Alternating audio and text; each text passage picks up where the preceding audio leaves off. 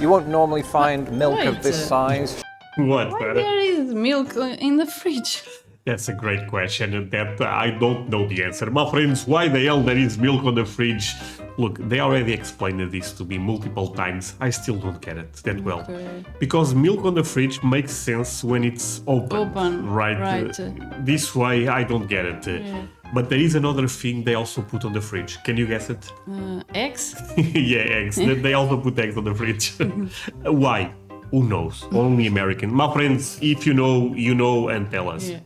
André? What, Sarah? Are we going to shop at an American grocery store? Yes, actually, not at one, at multiple. Oh, okay. We go to Costco, we go to Walmart, we go to Sam's Club, I believe that's still a thing, Target, all of them. Actually, I have a special video for us because of that. Okay, Give me a second. The 7 most baffling things about American grocery stores. Sarah, say hello to our friends. Hi guys! My friends, thank you so much for all the support. We really appreciate that. That said, Sarah, ask them for the most important thing. Guys, leave a like, thumbs up, And if they subscribe, make our day! that's right, the link below. Let's go. Hello, this year I Hey, have been Lawrence. doing a lot of videos devoted to trying American food for the first time. This video is sponsored by SimpliSafe. After all, there's no safe like SimpliSafe. And something that you don't really see in those videos is the fact that we have to go and get the ingredients from a supermarket. I have 2 missions on this mission. Number 1, to pick up some of the ingredients for Maryland looks crab good. cake. Oh, this looks so damn good. Crab cakes is one of the recipes they've been requesting us the most, you know, to try on the cooking show. Man, I need to bring back the cooking show. My friends, if you guys have been missing the cooking show, leave us a like right now, because soon it will be back. I'll be making Maybe with crab cakes. in my next video. And number 2, to show you some of the baffling things about American grocery stores. And just as we pull into the parking lot at Jewel-Osco, if you've not yet subscribed to this channel, do that. Jewel-Osco. It seems like Tosco. No, it's not Costco. No, Costco? no. This is a different thing. I only know Walmart, Target, and Costco. And Costco, So yeah. this is a new grocery store. Yes. Now. In the meantime, let's go shopping. Let's go! Okay. Seems big. Yeah. Okay, the cards. Well, first thing to notice is that you don't have to put any kind of coin in order to... No coin. Look, if this happens here in Europe, no one will return the cards. Right. The reason people return the cards, my friends, is because of the coin. Yeah, just Your because of shopping that. trolley, or cart as they're known here. This is something you will see at Aldi, which is something that you see at Aldi around the world. But for the most part, American carts don't require it. In the UK, coin-operated trolleys are a bit more prevalent, with some supermarkets employing them and others not. Back in 2017... No, but here I think all supermarkets ask for the coin. Yeah, all of them. Yeah. Because otherwise, I was not joking, my friends. I think a lot of people would leave the shopping cart on the parking lot. You know what I mean? I guess in America they are more civilized than us. Yeah, I guess. These trolleys made the news when many of them were incapable of accepting Britain's new 12-sided pound coin. You know, I was just thinking about something. When we were in Britain, we were walking around one of the superstores out there, and I noticed these stools that I had forgotten about. They used to be in all of the grocery stores in England. They still are, it seems. And you don't see them as often in American grocery stores. Perhaps it's because the shelves are slightly higher up. So the shelf stackers who use those stools in Britain, they need something a bit taller. So usually what you see in grocery stores here are things like ladders to help them get to those higher spaces. Okay, because it's so messy that they need ladders. Because as you can see, I'm a tall person, I can only just about touch that. And on the subject of size, it won't surprise anyone to learn that American supermarkets are generally bigger than their UK counterparts. Yes. I found this to be especially true at Walmart, whose retail spaces are so big they're not even supermarkets. Huge.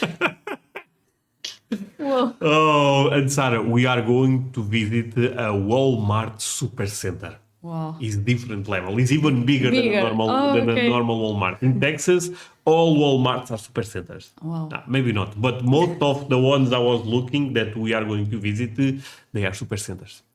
But hypermarkets. A hypermarket combines a supermarket with a department store, basically a one-stop shop for everything. However, it might surprise some to learn that Britain has its own hypermarkets with the likes of Tesco Extra, usually found on the outskirts of town. That said, at 70,000 square feet, even these don't stack up to those Walmart supercenters which average about 100,000 square feet.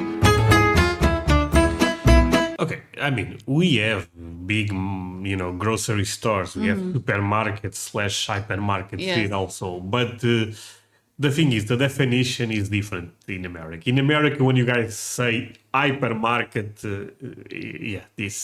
this makes sense for the word. Here, not that much. I have no idea how to find crab meat. I've never done this. We could just go to Baltimore. I'm so sorry, my friend, but I had to stop the video. I was looking at my statistics on YouTube, and guess what? Most of my viewers are not subscribers. How the hell is that possible? Please consider to do it if you are one of those. That said, we are not done. Another thing, if you can follow me on social media, links below. That would mean the world to me. You make my day, as you are aware. There is also a Patreon link below, and you may find some country music reactions. Take a look. You can join for free, actually. That said, let's continue with this. You won't normally find milk of this size. What? Why there is milk in the fridge? That's a great question that I don't know the answer. My friends, why the hell there is milk on the fridge? Look, they already explained this to me multiple times. I still don't get it that well. Because milk on the fridge makes sense when it's open. Right? This way, I don't get it. But there is another thing they also put on the fridge. Can you guess it? Eggs? Yeah, eggs. They also put eggs on the fridge. Why? Who knows? Only American. My friends, if you know, you know, and tell us. Yeah. Showing up in Asda because we just don't have the fridge space for it. And that's not all. The inclusion of preservatives as well as a different pasteurization method means that American milk actually lasts longer than British milk. So Americans can justify buying it by the gallon. But what is a gallon? Because both countries have different ways of defining that. A US gallon measures in at 128 fluid ounces, while Oh my god, this thing, How gallons. many liters is I have no idea. 1 gallon? UK gallon equates to 160 fluid ounces. And so you might think, ooh, Lawrence, What about liters? you lied. British milk is bigger. Well, not really, because in the UK, milk is not typically sold by the gallon, but in pints and litres. The largest bottle on the market is the 6-pint bottle, which is a tad smaller than a US gallon. Even if a UK pint is 1 1/4 the size of a US pint, it's all quite confusing. I think this will just about fit in our fridge. One thing you'll often notice in US grocery stores is the price tag. It's very inviting. It usually ends in 99. It makes you think, Wait, but this is where? In America or in Britain? Sorry. Because the era is also the same. this will just about fit in our fridge. One thing you'll often notice in US grocery stores is the price tag. It's very inviting. It usually ends in 99. It makes you think, Oh, but we also do this. This is the oldest trick ever, my friends. okay, it's 1 cent cheaper than, say, $8 if it's $7.99. And that's great. So you get the thing, you put it in your cart, and you walk up to the till thinking, all right, great, we've made some good deals here, until sales tax happens. In the US, sales tax is added at the point of purchase, and after 17 years living in the country, I no longer bat an eyelid at this. But having arrived here from a country where value-added tax is included in the price tag, it did briefly make me reconsider buying a ukulele when I barely had enough money to justify it in the first place.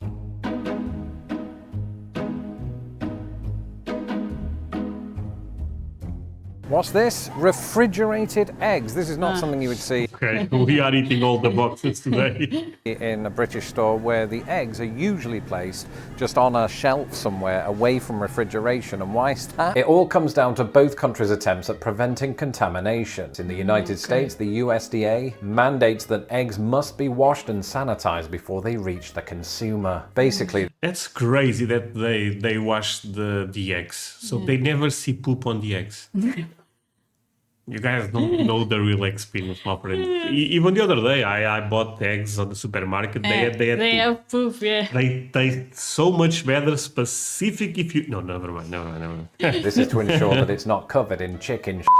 The European Union, on the other hand, says that Class A eggs must not be washed, which sounds mental, right? Except the EU believes that washing eggs can do more harm than good, and there's a couple of reasons for this. When a hen lays an egg, she coats it in a cuticle in order to protect the egg against contamination once it pops out. Anyway, it's thought that washing eggs can result in the removal of this cuticle, making eggs vulnerable to pathogenic contamination. In America, the USDA requires producers to wash eggs in water with a minimum temperature of 90 degrees Fahrenheit. They are then rinsed with a special cleaning spray with the intention of eradicating contamination and then dried. Not drying the eggs would mean that the resulting moisture could become a breeding ground for salmonella. Additionally, using cold or dirty water in the cleaning process would cause bacteria to seep in, and there'd be no extra lives for that egg. So what's this got to do with refrigeration? Well, firstly, the USDA freely admits that washing the egg can remove the cuticles, so chilling the eggs in store becomes more critical. In Britain and the EU, not so much. One thing that's often mentioned...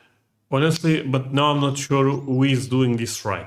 Is correct to wash the eggs or not? Because it seems If like... you wash the eggs, you remove the cuticle or something, so you have to put on the fridge. Yeah, but...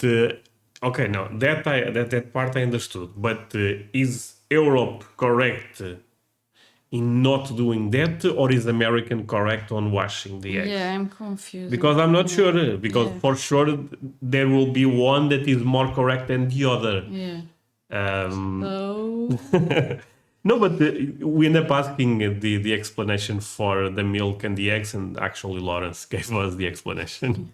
About US grocery stores is that the cashiers, when you get to the till, are usually standing up. A lot has been made of how this is not great for, you know, your physical well-being and all of that. We're not used to this in Britain, where they are sitting on a stool. And as somebody who has... I would say it is maybe a mix. Some people are sitting, other standing. It is a mix, my friends. You guys will see both. Just rubbish knees, I can completely empathise. On the other hand, arguments in favour of this, usually by those that own the stores, seem to be that standing up looks more professional and that it gives the cashier... It does. Yeah. It does. I mean... more range of movement, which, as I'm demonstrating here, is obviously true, and I take back everything I said in the previous scene. But let me know in the comments what you think. Should cashiers be able to sit like they do in Europe, or should they stand like true patriots? Of course, increasingly, both countries are adopting self-checkouts, and Chicago's Jewel Osco is no exception. I'm well practiced in this, and in fact, self-checkouts are, I think, amazing, because you don't have to talk to anybody unless you're buying alcohol, but I quit alcohol, and that was one of the reasons. Being social. What's going on with that? With that no eggs? What? I used to be good at it. Yeah, that did it. We did it. That's good. This way is more practical. It's more practical, yeah. But we have those and we don't use those a lot. No. I still prefer to go to the party, my friends. Old Bay seasoning. How many store-provided bags did you use today? 0. And of course, with Britain and America being two nations divided by a common language, you can't really talk about grocery stores without talking about some of the terminological differences. A big one, of course, as I mentioned earlier, is trolley versus shopping cart. And of course, when you come to pay, in Britain, you go to the till. In America, it's the cash register. And one that stood out to me recently as people that don't usually go in-store, but in fact go to the curbside pickup lanes in Britain, which I'm surprised to say does have curbside pickup. It's just there, it's called Click and Collect. If you liked this video... Oh, Click and Collect. I know a supermarket here that also have that. We never use it. No, never. But yeah, that's also a thing here. Just to finish this, looking at those till versus cash register, that's why, Sarah, we speak American, because it makes quite more sense. Till, what the? Cash register. Till is very different. It's really strange. It's strange. No, we speak American. Sarah, that's it. I hope you had a good time with me. Yes, I have. Say goodbye to our friends. Bye. Bye, my friends.